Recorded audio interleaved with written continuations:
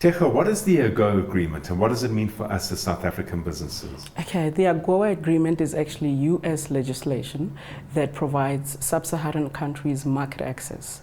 Okay, enhanced market access, I should say. Enhanced market access? So yes. What are the benefits? The benefits are that you get a price advantage over other trading partners that are not part of the AGOA agreement.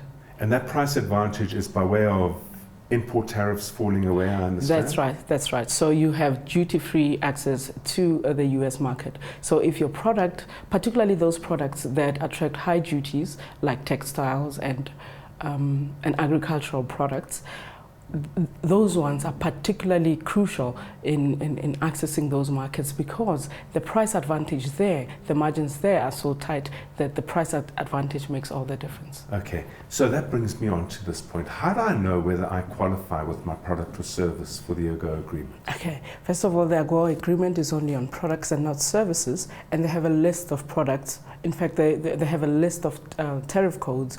It's about 1,800 tariff codes out of a total of 8,000 tariff codes in the tariff book. So about 25% of the tariff book qualifies for this preferential treatment. And the product that you're producing has to be, to a large extent, made in South Africa. Okay, if it's made in South Africa, can I import components, the many components that make up my product from China, Indonesia, from the Southeast Asian areas? If I do my assembly here, could that product still qualify? That it should actually qualify because it's only components that you're bringing in, you're adding value to the product, and also to a great extent the product is made in South Africa. It can get quite tricky, the legalities around rules of origin. This is what you call rules of origin, whereby they need to identify or determine whether the product is made in South Africa. Okay, now tariff codes are plentiful and they're quite finely grained. Yes. If my product is close to a tariff code that doesn't qualify, and it's close to one that does, how do I go about determining whether my product falls into that qualifying tariff code?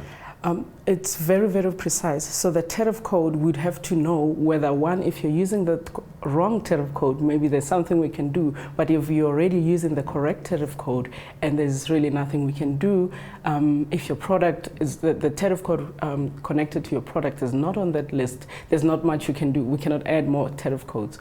But then you can do a tariff classification whereby we assess where your code belongs, or your products belong, and then we can see whether you're in or out.